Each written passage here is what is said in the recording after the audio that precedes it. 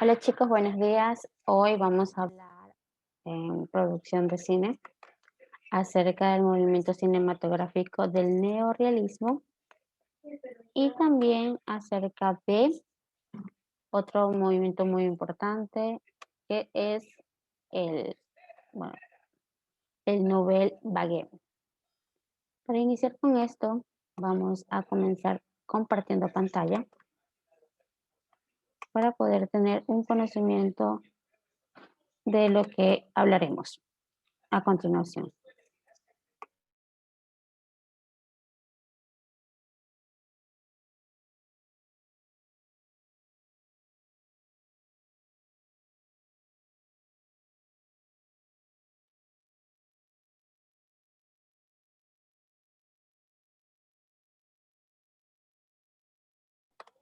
Hoy iniciamos con el movimiento cinematográfico del neorrealismo.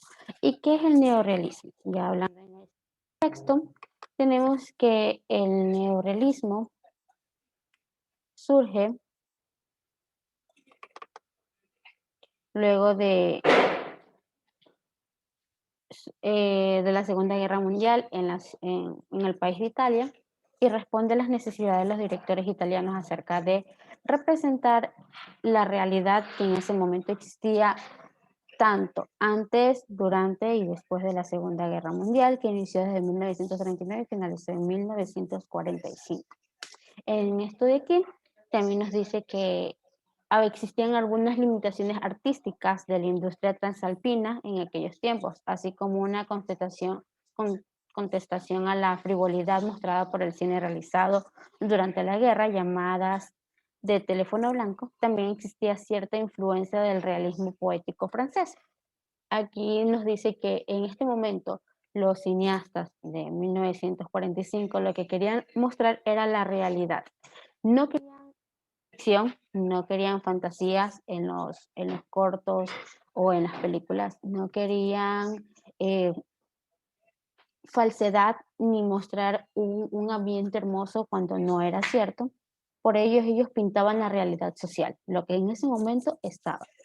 Lo llaman la mentira blanca o el teléfono blanco porque engañaban a la sociedad creyéndolos o haciéndolos olvidar con esta fantasía de que nada era lo que parecía. O sea, de que en ese momento no había sufrimiento, de que no había una crisis económica. Querían que las personas se alegren de otro motivo, pero lo que ellos querían en ese momento era mostrar cómo Italia quedó luego de la Segunda Guerra Mundial, la realidad. Ellos rechazan, como ya lo había dicho, lo fantástico, lo abstracto, lo mítico, eh, también rechazan lo improbable, lo problemático. Ellos no excluían ningún elemento de la realidad, más bien mostraban lo cruel que era la vida, lo feo, lo bajo, lo repugnante, no importa lo que sea, ellos lo mostraban. Querían que se den cuenta de qué realidad estaban viviendo en esos momentos. Ellos no tenían un punto de vista absolutamente objetivo. Los neorealistas escriben sin ninguna preocupación moral o didáctica. Eran unas personas, los cineastas en esos momentos y los guionistas les interesaba captar las conveniencias sociales que habían en esa época, a mediados del siglo XX. Y la técnica del cuento se vuelve impersonal con la ausencia total del autor. En estos cuentos o en estas historias se vuelve, ya no hay moral, sino imparcialidad más bien. Y con esto buscaban que todo sea netamente lo que en ese momento estaba. También luego tenemos que el término fue acuñado por Antonio Pietrangeli, que fue un director de cine de Italia, en referencia a una película de Luchino Visconti, realizada en 1943. Se obsesionó con la considerada como precursora, ya que el pistoletazo de salida oficial del movimiento cinematográfico sería el aclamado film de Roberto Rossellini, Roma, Ciudad Abierta, rodado durante los últimos días de la ocupación nazi de la capital italiana. Algo que se dice mucho, que en cada país de Europa hay un monumento acerca de la Segunda Guerra Mundial, más que nada los países que fueron afectados por los nazis. Y es ahí donde se centran en Italia, se centran en ese punto de mostrar cuál era la realidad en esas circunstancias. Entonces, en las características que vamos a ver a continuación, nos comentará Víctor cuáles son, qué es lo que lo hace tan popular a este movimiento.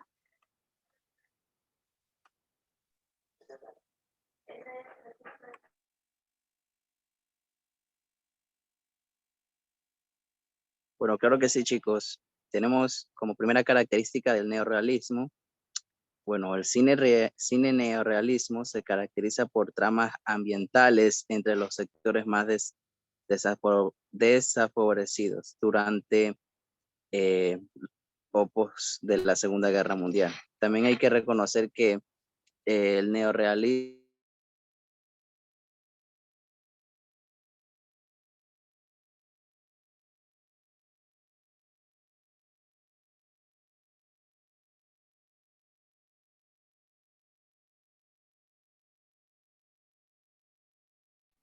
sabían que iban a exprimirle el dolor y sufrimiento que siempre han vivido. Eh, También en las películas que se caracterizan el neorrealismo reflejan principalmente la situación económica y moral que Italia estaba viviendo durante la Segunda Guerra Mundial, después de la Segunda Guerra Mundial, y reflexionan sobre los cambios en los sentimientos y las condiciones de vida, que son la frustración, pobreza y desesperación. Siguiente.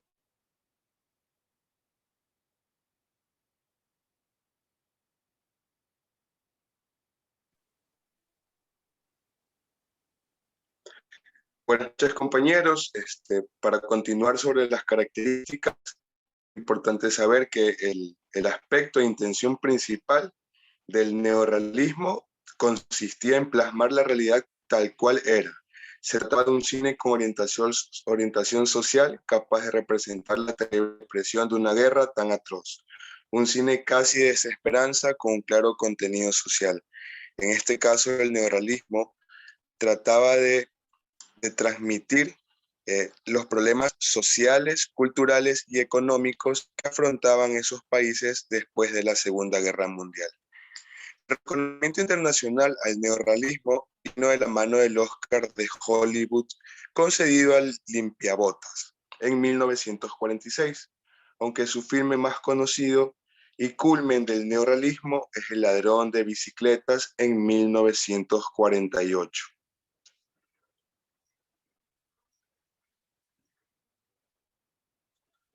Ya, a continuación vamos a ver dos videos. El primero nos va a explicar acerca de cómo es el neorrealismo y qué influencia tuvo a mediados del siglo XX, y en el otro veremos un ranking de las mejores películas destacadas del neorrealismo. En este de aquí, en este ranking va a ser muy importante algo, y se van a ver las películas antes mencionadas, porque el neorrealismo es una de las influencias que hubo en el siglo XX y que se gana varios Oscars otorgados por la Academia del Cine. Así que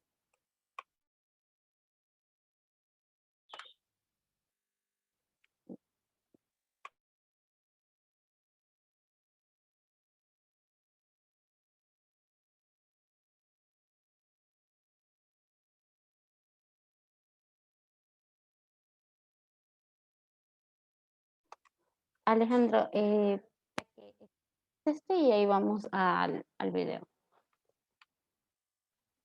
En las siguientes diapositivas.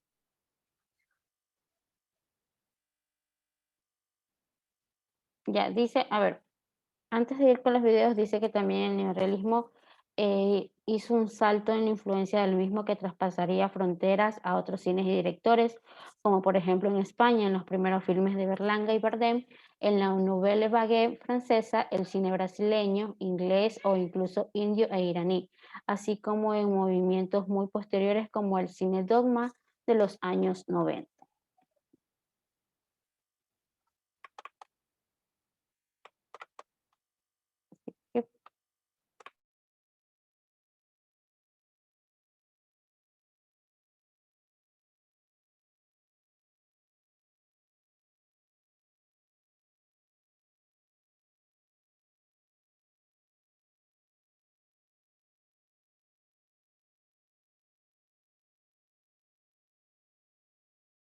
Esperen, puse en pausa porque no me quiere abrir el link.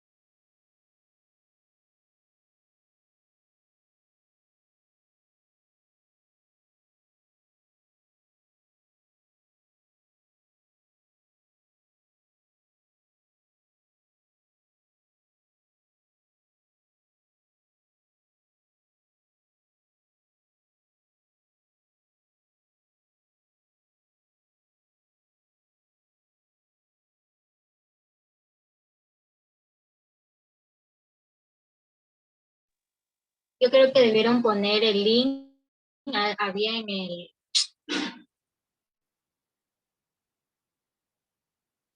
Había una parte donde decía poner video y audio. Ahí en poner video podían poner el link y ya solamente era el link del video que ya salía directamente ahí.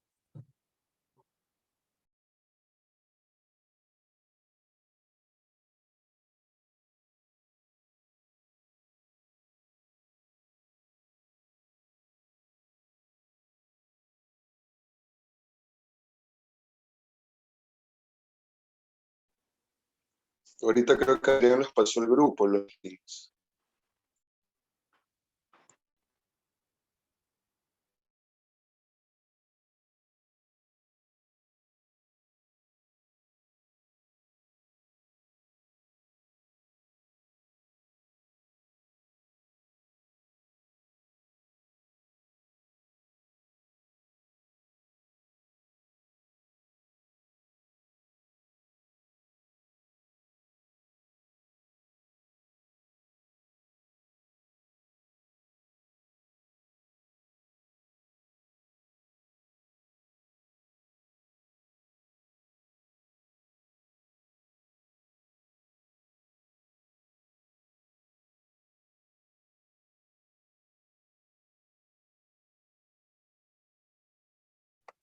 ¿Qué les sale en la pantalla, chicos? Mi computadora se quedó un poco lenta.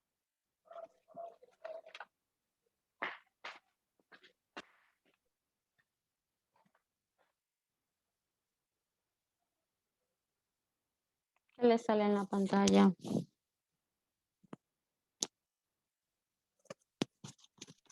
Negro y cargando. Se quedó en las diapositivas, creo.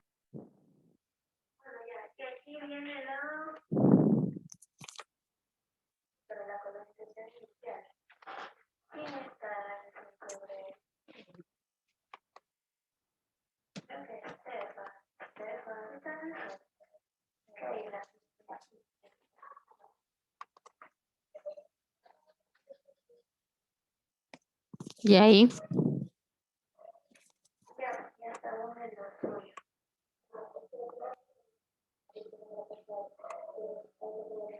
Igual.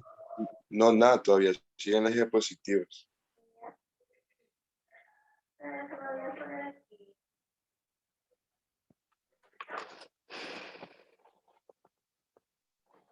qué coraje.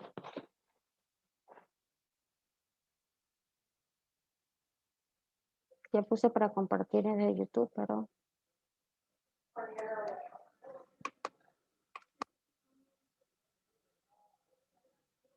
no me quiere cargar.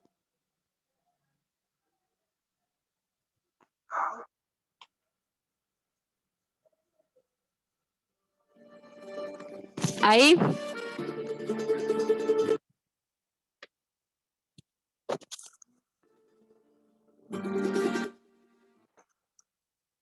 Pero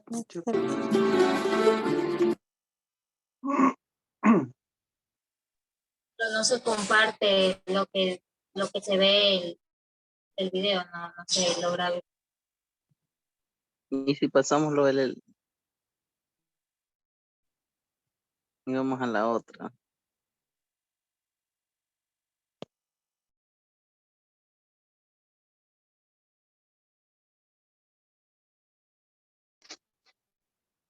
O puede alguien, que darle a alguien para que comparta pantalla. ¿Quién tiene encendida su computadora?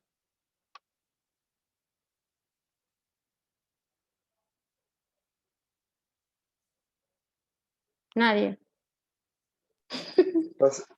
Ponme a Pues, mí a ver si yo puedo. Yo estoy desde el cel, pero creo que sí puedo. ok, ya te pongo para que puedas compartir.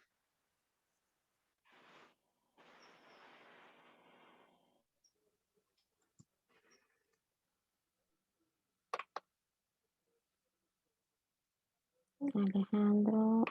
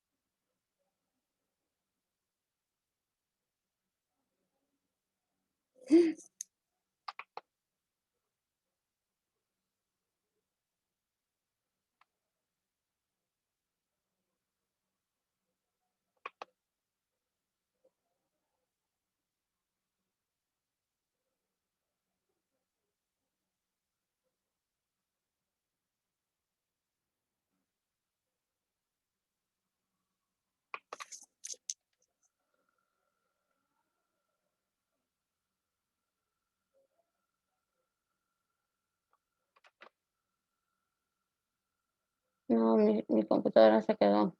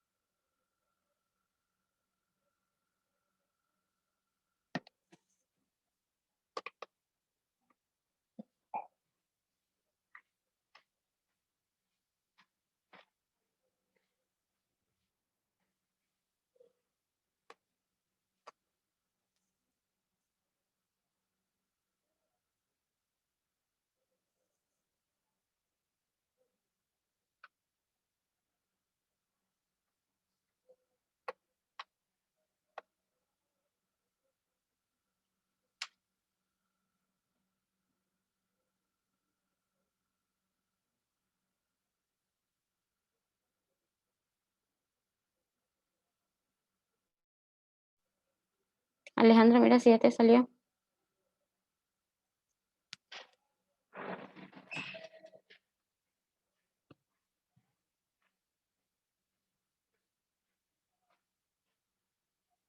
¿Me avisas?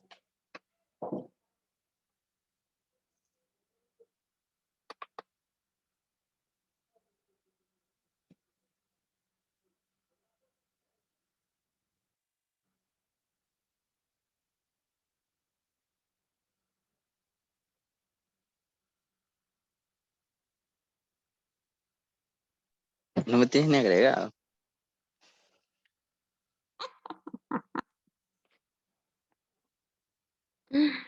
Eres el diablo, Víctor.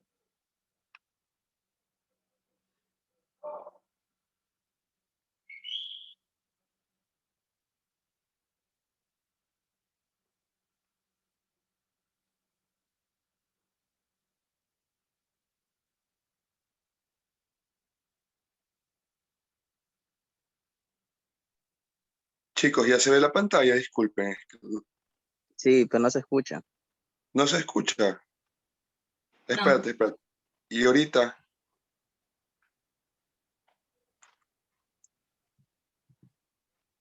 No, ¿se escucha? No. ¿Cómo es que se llama? Leiber, Alejandro, para cuando pongas compartir, pon Ya, el audio.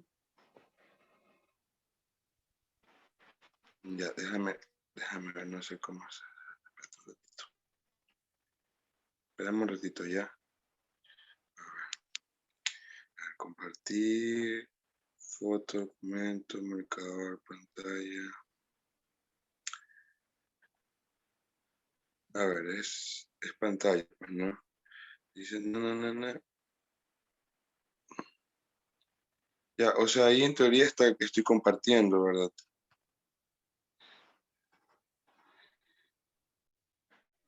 O sea, Sí. debería salir el audio. Ya, esperemos.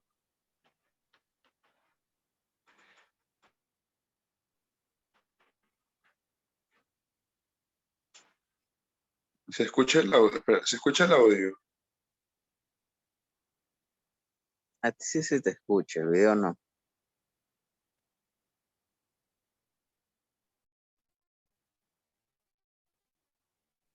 Mira, hagamos algo. A lo que pones el video, yo pongo el sonido acá ya, en mi celular. Ya, me avisas ya. Porque es que no sé por qué, no creo que no sé por qué el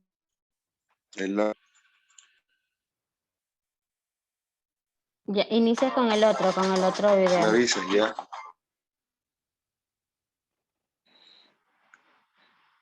Aquí. La del primer enlace, con ese inicio. Tú me avisas cuando empieces a grabar. Espera un ratito que se cargue ya. Ya no hay problema. Ya está grabando. Medio lento el intro.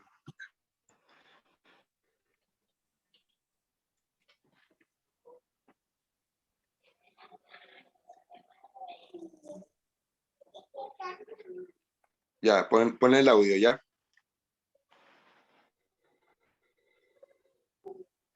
Ya. 1, 2 y 3. Bienvenidos a Zoom F7. En esta ocasión analizaremos un movimiento cinematográfico cuya estética emergió de la destrucción. El fin de la Segunda Guerra Mundial supuso para toda Europa un futuro desolador. Las ruinas provocadas por el conflicto bélico afectaron principalmente los territorios de Francia, Alemania e Italia. Este último con mayor daño, después de vivir la invasión nazi y el régimen totalitario de Benito Mussolini. De ese panorama de la posguerra nace el neorrealismo italiano. Durante el régimen fascista, Italia tuvo una fuerte industria fílmica impulsada principalmente por el Estado, ya que el mismo Duce consideraba al cine como una poderosa arma propagandística y un medio importante para el triunfo del fascismo. A la usanza del viejo Lenin, que también pensaba al cine como una poderosa arma para educar a las masas con base en sus propios intereses. Para 1945, el cine italiano abandona por completo su función como herramienta de propaganda y muchos de los realizadores comenzarán a retratar una Italia más real, apegada a lo que el pueblo padecía con la posguerra. Numerosas son las ocasiones en las que la necesidad empuja y conduce hacia nuevas convenciones estéticas. En el caso de este movimiento, el bombardeo sobre la capital y la destrucción del templo fílmico que era el estudio condicionó a los autores a voltear hacia otro lado, a conducir la mirada fuera de los burgueses sets de filmación y colocar la cámara al interior de las casuchas en la periferia de Roma. Nuevos espacios se exploraron, nuevos actores sociales y políticos dieron voz a los conflictos. La obra de Roberto Rossellini de 1945, Roma, Ciudad Abierta, inaugura el movimiento con un crudo filme sobre los últimos momentos de la ocupación alemana, con la participación de actores no profesionales y quizás una de sus principales características. La cámara de cine sale a las calles capturando el rastro de las batallas en la capital italiana. De la obra se desprende otra característica. Se abandonaron las grandes gestas heroicas a cambio de dilemas simples, pero no por ello menos importantes. Se le dio voz a otro tipo de héroe, el hombre común. Un sacerdote, un pescador, un anciano, un padre que roba bicicletas sumido en la desesperación de no poder cuidar a su hijo. El neorrealismo nos enseñó que las grandes epopeyas podían quedar para dar paso a otro tipo de problemáticas, cotidianas y terribles. Se recuperó la esencia del cine silente, que sacrificaba el diálogo por el dramatismo de los actores. En palabras de Rossellini, se tenía que entender la improvisación como manera de entender la realidad. El recurrir a estos actores sin tablas es a la fecha una de sus principales influencias. Se trataba de traer esas historias que permanecían fuera de los estudios, de la viva voz de las personas que vivían esos conflictos íntimos. El movimiento comenzó a generar todo tipo de historias que seguían mostrando lo difícil que era para el pueblo sobrevivir tras las ruinas. Historias como El ladrón de bicicletas de 1948 de Vittorio De Sica o La tierra tiembla de Luchino Visconti. Obra icónica del movimiento que muestra una Italia triste y derrotada, aunque esto no supone necesariamente una novedad en la historia del cine. Lo importante en estos realizadores era en cómo se contaban casi de una manera documental, y quizás la más importante, el final feliz como un recurso de complacencia hacia el público. Debido a esta característica, este tipo de filmes se convertirían en una herramienta de denuncia social ante la situación que se vivía de injusticia y hambre que padecía la sociedad. Y fue, precisamente, De Sica el más destacado entre los autores, con su película Umberto D., que condensa todas las características del neorrealismo en la historia de un anciano incapaz de saldar sus deudas, y quien además convive en solitario con su mascota, el pequeño Flick. La trama está inspirada en el padre de Vittorio, homónimo al protagonista, a quien seguimos a través de su peripecia. La película sufrió en taquilla por la crudeza de su temática. El final es uno de los más angustiantes en la historia del séptimo arte. La tensión que se respira con la llegada del tren que se dirige hacia un Umberto dispuesto a suicidarse junto con su perro es intensa. Sin embargo, el final conduce a la ambigüedad y a uno de los clímax más memorables de la cinematografía mundial. La técnica se nota en los bajos presupuestos, en lo austero de la puesta en escena y la salida de las cámaras a la situación tal y como era. La iluminación se redujo a usar luz natural. El sonido no era capturado de manera directa. Se daba énfasis al doblaje y para un retrato más fiel de su realidad preferían tomas de mayor duración. Muchos de los realizadores eran militantes o estaban muy cerca del Partido Comunista Italiano, por lo que dentro de sus principios morales destaca la importancia del hombre sobre cualquier pensamiento de origen teológico. Como cualquiera de los movimientos, mucho tuvo que ver un cambio de gobierno, como la democracia cristiana que obtuvo el poder de Italia, que no vio con buenos ojos al neorrealismo por su crítica y reclamo, su acercamiento a partidos políticos de oposición y a la mala imagen que podría tener en el exterior sobre el país. Se reformó la censura y junto con la aparición de estudios de producción que comenzaron a crear películas ajenas a este movimiento, las temáticas y fórmulas que lo caracterizaron comenzaron a diluirse y directores como Federico Fellini o Michelangelo Antonioni hacer filmes más personales que llevaron al panorama del cine italiano a ampliar sus horizontes estéticos. ¿Cuál es su película favorita del neorrealismo italiano? ¿Quién es su director italiano favorito? No olviden suscribirse, compartir, comentar, regalarnos un like y para más información sobre cine y fotografía, visitar zoomf7.net. Hasta la próxima.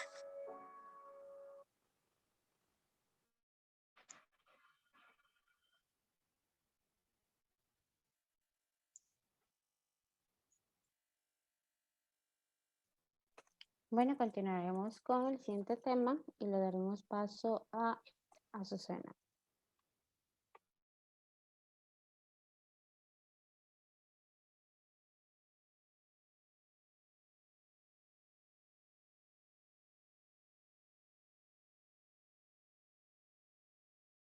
Que surgió en Italia a finales de la Segunda Guerra Mundial, como ya se ha visto en el video explicado, y también como la explicación de María, Víctor y Alejandro, cuyos principales representantes fueron Robert Rosselin, Luchino Visconti, Vittorio De Sica, Giuseppe De Santis y Michelangelo Antoni. Este cine, pues, no realista italiano, se caracterizó por simplemente basarse en historias realistas, rodadas en hasta exteriores y protagonizadas mujeres. Disculpa que te interrumpa un momento. ¿No estás grabando? Espera, sí, no importa. Deja que ponga las diapositivas y continúa, ¿de acuerdo?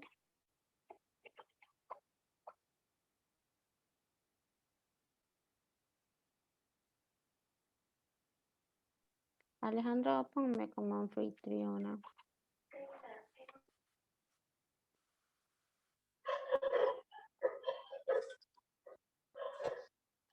Bueno, hablando ya, seguir con el otro tema, daré un pequeño resumen acerca de el tema que ya explicaron María, Alejandro y Víctor. Es que el neorrealismo fue simplemente un movimiento cinematográfico surgido en Italia a finales de la Segunda Guerra Mundial, pues cuyos principales representantes fueron Robert Rosselin, Luchino Visconti, Vittorio De Sica, Giuseppe De Santis y Michelangelo Antonioni.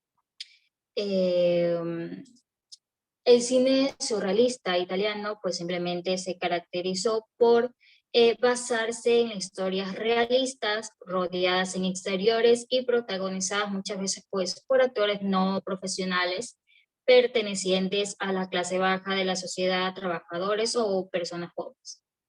Ahora sí vemos con el nuevo tema que es ¿qué es la Nouvelle Vague? Nouvelle Vague, pues, es la historia de cómo Francia se convirtió en uno de los polos cinematográficos más importantes del mundo durante la década de los 60. Desde sus protagonistas como Jean-Luc Godard, Francois, Truffaut, hasta los directores que más inspiraron este movimiento, que más adelante se va a explicar de aquello, pues la Nouvelle Vague fue un movimiento artístico que surgió, como ya lo dije, en Francia a mediados del siglo XX, que ¿qué pretendía? Pretendía pues romper con la manera convencional que había en aquel entonces de hacer cine. Este movimiento cambió por completo la forma de hacer el cine que existía hasta en ese momento, llegando a ser uno de los movimientos cinematográficos más influyentes en la historia del séptimo arte. Aparte, la Nouvelle Vague fue creado por un grupo, pues obviamente de jóvenes cineastas franceses que decidieron unirse para criticar el cine francés de ese momento. Para ellos, demasiado influenciados por la literatura y el excesivo poder que los productores tenían en la industria cinematográfica. Los creadores de Nouvelle Vague se preocuparon ante todo lo que había en la película se considerase únicamente como una obra de autor en la que ni los técnicos, ni el productor, ni incluso los guionistas podían encontrarse por encima lo que es del director. Creativamente hablando para ellos, si un escritor escribe con un bolígrafo, el director escribe con la cámara y la obra resultante es solo creación pues suya. En esta parte, los integrantes de esta revolución artística denunciaban el deterioro que percibían en el cine convencional que se estaba llevando pues, a cabo en las décadas de los 50. Entendían porque el cine debía ser más consciente que su propia naturaleza y no como un medio superfluo. Es decir,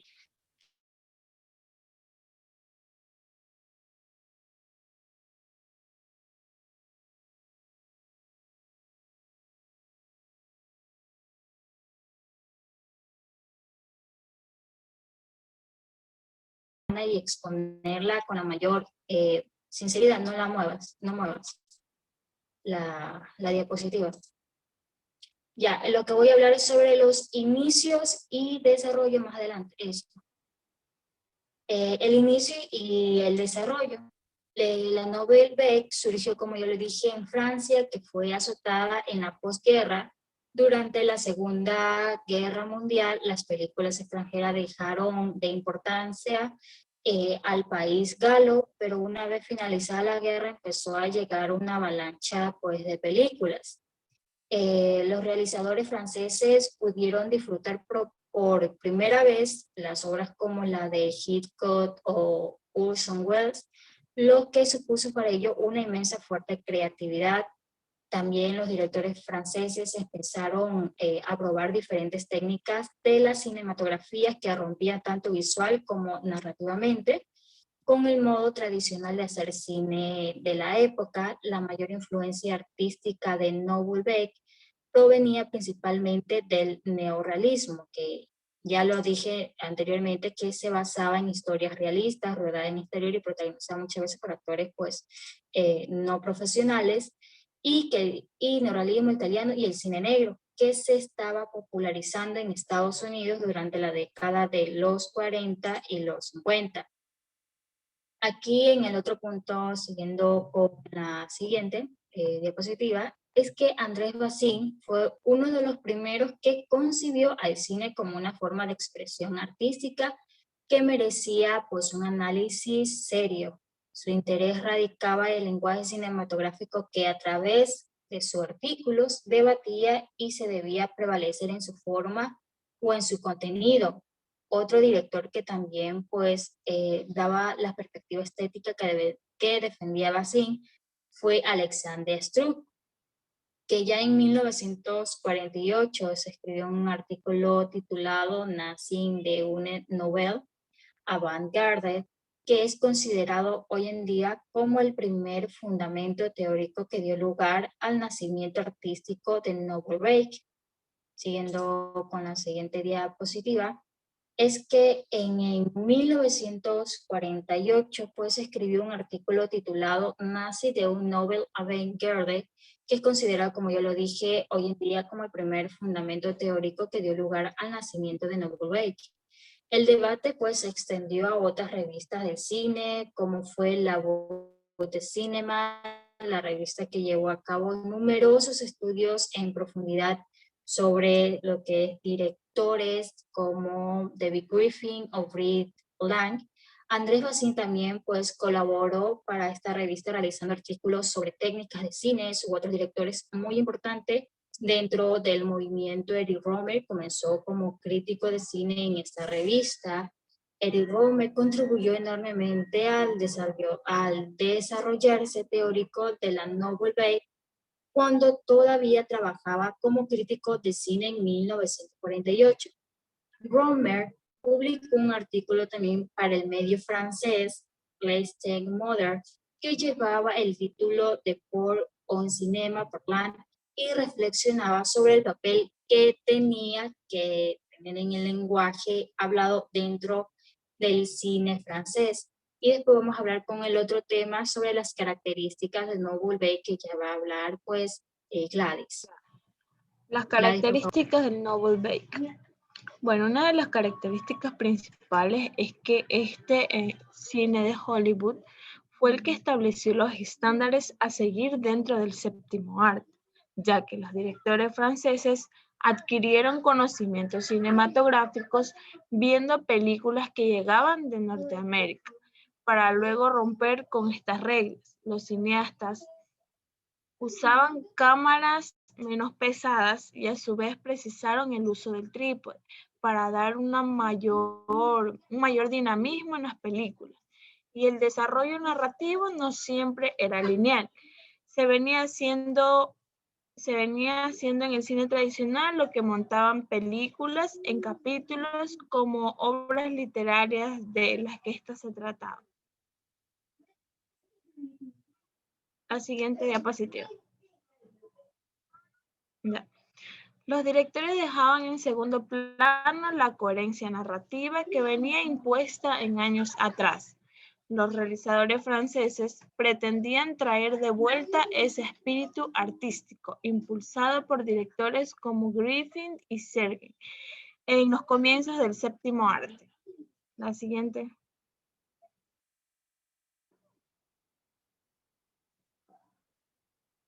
La siguiente diapositiva.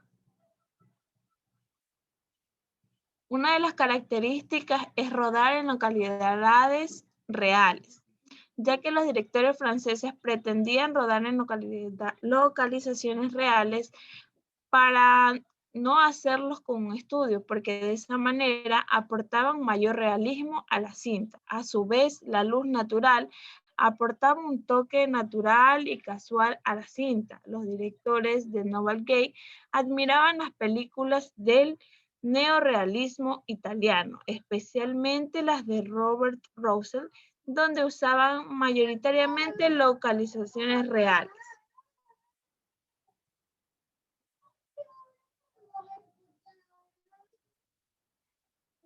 Y un claro ejemplo es la mítica película Los 400 golpes en 1959, donde se puede observar al comienzo una secuencia del personaje por las calles de París, y durante la película también se pueden admirar las calles y los lugares por los que hacían más real las grabaciones. La otra diapositiva.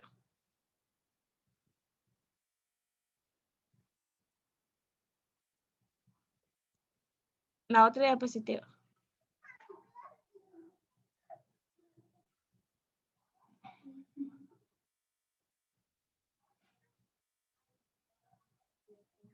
Ya otra de las características es el uso de los diálogos improvisados. En las cintas de Nouvelle Vague era frecuente que el director introdujera diálogos improvisados en los actores. Con esto él pretendía que se cree un ámbito de espontaneidad hacia los espectadores, dejando que las escenas fluyeran por sí solas. Otra de las características son las producciones de bajo presupuesto. La inversión en el cine en aquella época era muy baja, ya que generaban muchas complicaciones a los creadores para financiar las películas que querían rodar. Pero desde 1947 hasta 1957, las películas francesas recibieron apoyos económicos por parte del gobierno francés.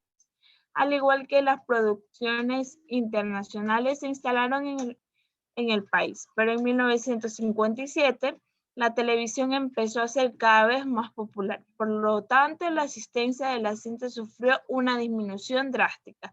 Ese fue el motivo por el cual muchas películas del Nouvelle Vague fueron rodadas en pisos prestados o pertenecían más que todo a algún familiar conocido del director.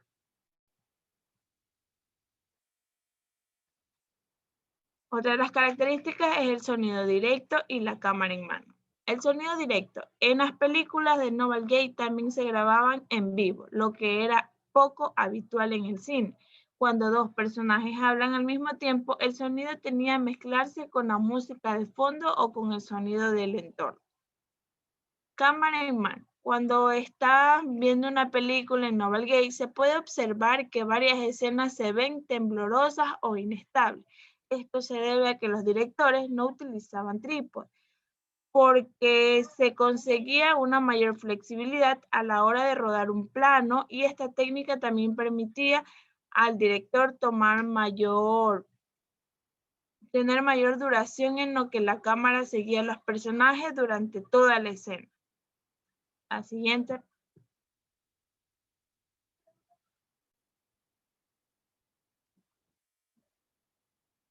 El uso del jump cut. Otra de las características y que tiene esta técnica es que pretende que las cintas pertenecientes al Nouvelle Vague es de uso elipsis o jump cuts, en la que la edición de las películas las realizan los franceses no querían seguir los estándares de montaje tradicional, porque creían que de esta manera la historia abarcaba toda la atención, dejando las características cinematográficas. El uso de plano secuencia. El uso de este plano también es una de las principales características. Y el claro ejemplo es en los 400 golpes, cuando Antonio escapa del reformatorio y en la última escena se ve que él va corriendo en la playa. Ahí se ve los planos secuencia en los movimientos que éste realiza. Técnicas y estilo. En primera está la teoría del autor, personajes sin rumbo de vida y relaciones de pareja. A continuación, mi compañero, Seichay. Gracias, compañera. Compañeros, continuamos. Aquí vamos a representar los directores más destacados. Empezamos con Jean-Luc Godard, que nació el 3 de diciembre de 1930. Fue una figura muy importante dentro de la Nouvelle Vague, tan revolucionario, influyente en el cine francés, como lo fue también Jean Renoir en su día, ¿no? Era un director que incorporó un estilo único e innovador, que fue el precursor de los avances cinematográficos de la Nouvelle Vague. Es uno de los directores más autobiográficos cuyas imágenes están llenas de referencias o películas y libros, composiciones e ideales políticos que se han moldeado en sus personalidades. Otro de los personajes es Jacques Rivette, nacido en 1928 hasta el 2016. Fue una de las figuras centrales del movimiento del Nouvelle Vague. Comenzó a escribir artículos para Carré du Cinema en 1952 y se convirtió en una figura cada vez más influyente en la revista. Su carrera como director comenzó con cortometrajes a principios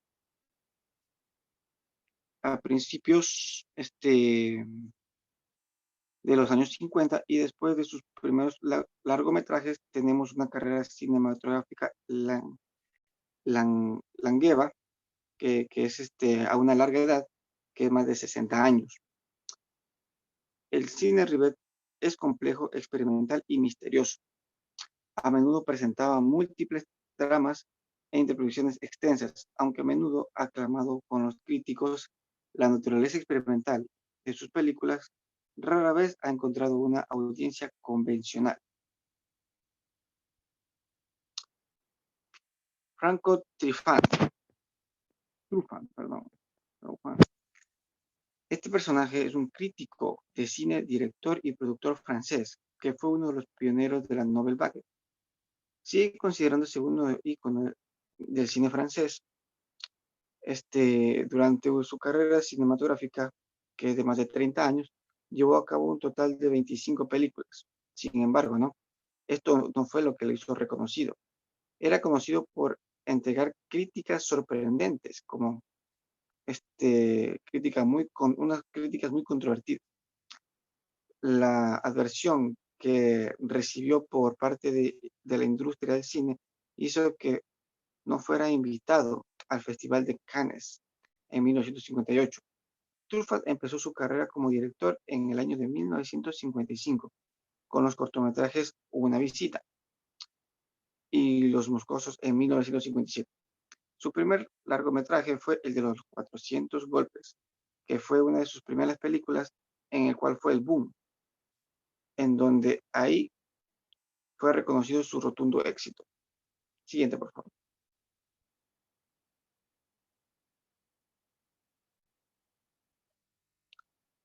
Otro de los personajes es Eric Rohmer.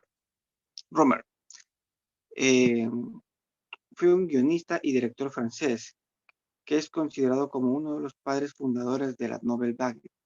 Comenzó a escribir críticas cinematográficas a fines de la década de 1940 y fue durante años editor de Carré du Cinema. Trabajó en la televisión antes de alcanzar el éxito internacional a fines de la década de 1960 con sus largometrajes. Lou Mal se convirtió en uno de los directores más reconocidos de Francia, tanto a nivel nacional como internacional. Era conocido por la variedad y amplitud de su trabajo como cineasta y documentalista, así como por sus temas frecuentes controvertidos. Aunque a menudo está asociado con los directores de la Nouvelle Vague, el debut de Mal precedió de la llegada del movimiento y a menudo se lo considera un lugar ícono iconoclasta en materia de estilo.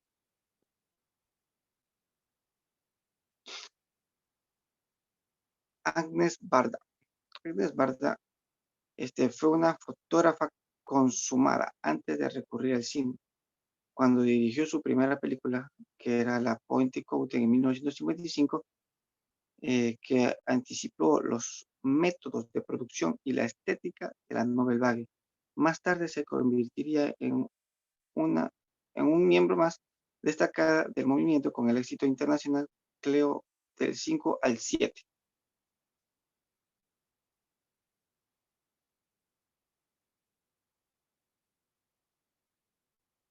Por último, tenemos a Alain Renais, que fue un director del cine aclamado internacionalmente, cuyas imágenes inolvidables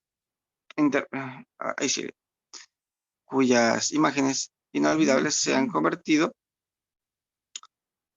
en la parte imaginatoria colectiva de la historia del cine. Su preocupación por los temas del tiempo, la memoria y su deslumbrante explotación de las técnicas cinematográficas lo convirtieron en uno de los cineastas más distintivos e influyentes de Francia durante más de 60 años. Con esto, compañeros, les he compartido todos los mejores cineastas con sus debidas cualidades. Bueno, ahí le paso a la Miss. Bueno, entonces esto ha sido el video de la clase de hoy y creo que con eso finalizamos. Muchas gracias, chicos. Espero que tengan Gracias, un buen Miss. día. Gracias, Miss. Hasta luego, Miss.